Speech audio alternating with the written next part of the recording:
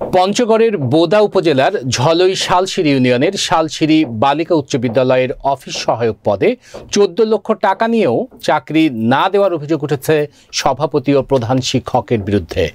পঞ্চগড় প্রতিনিধি রুবেল ইসলামের প্রতিবেদনে দেখুন বিস্তারিত।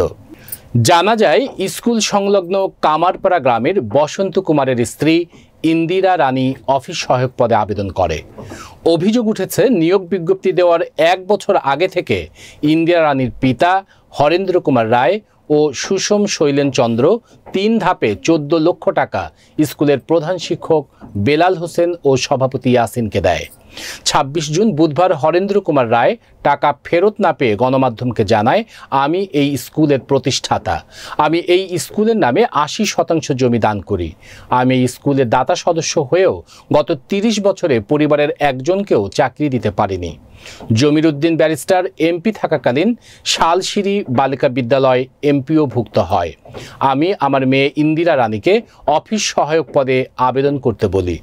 এক পর্যায়ে শোনা যায়, সভাপতি ইয়াসিন ও প্রধান শিক্ষক বেলাল অন্যজনের কাছে 13-14 লক্ষ টাকার লেনদেন করেছে।